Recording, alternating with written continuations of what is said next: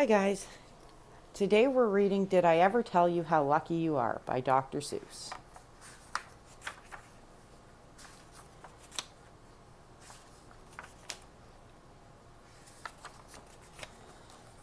When I was quite young and quite small for my size, I met an old man in the desert of Dries, and he sang me a song I will never forget. At least, well, I haven't forgotten it yet. He sat in a terribly prickly place, but he sang with a sunny, sweet smile on his face. When you think things are bad, when you feel sour and blue, when you start to get mad, you should do what I do.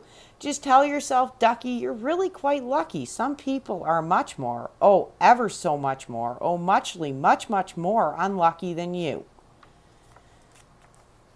Be glad you don't work on the Bungle Bung Bridge that they're building across Boober Bay at Bum Ridge. It's a troublesome world. All the people who are in it are troubled with troubles almost every minute. You ought to be thankful, a whole heaping lot, for the places and people. You're lucky you're not.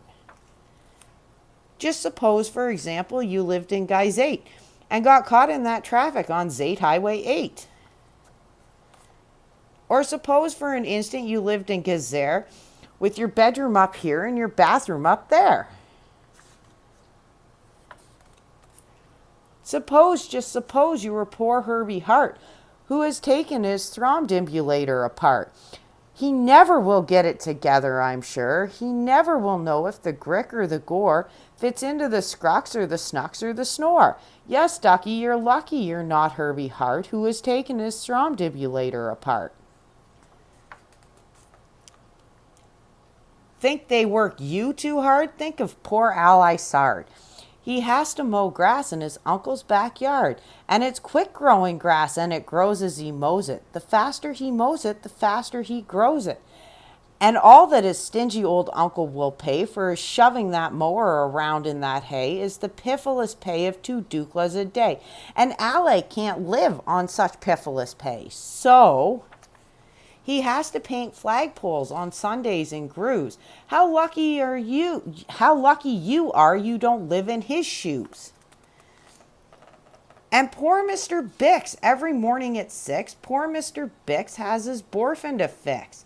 It doesn't seem fair, it just doesn't seem right, but his borfin just seems to go schlump every night. It schlumps in a heap, sadly needing repair.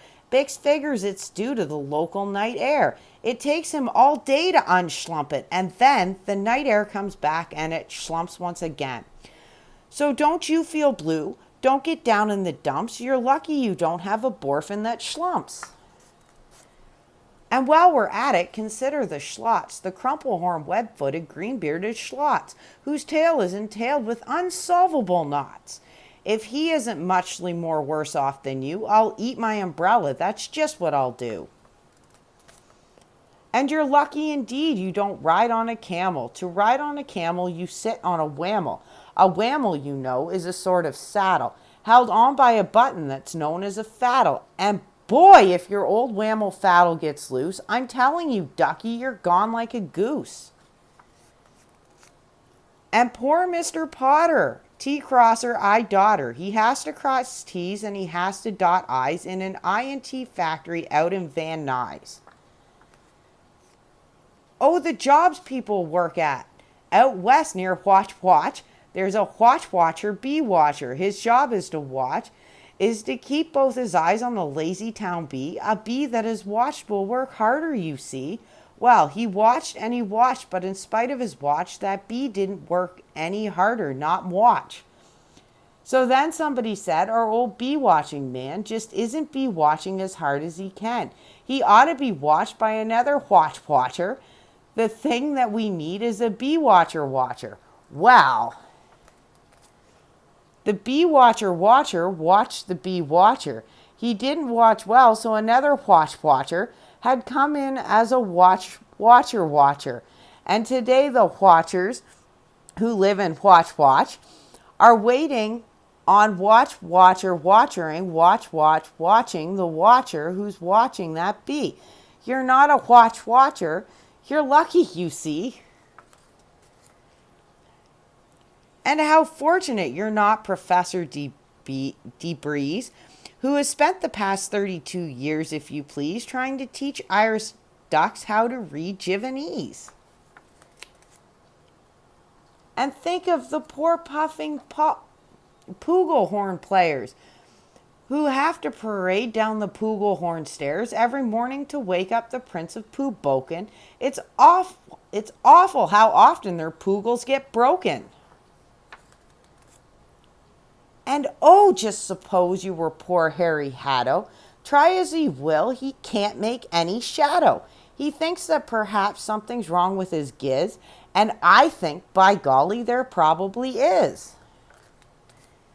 And the Brothers Bazoo, the poor Brothers Bazoo, suppose your hair grew like theirs happened to do. You think you're unlucky? I'm telling you, ducky, some people are muchly, oh, ever so muchly, more unlucky than you. And suppose that you lived in that forest in France where the average young person just hasn't a chance to escape from the perilous pants-eating plants. But your pants are safe, you're a fortunate guy.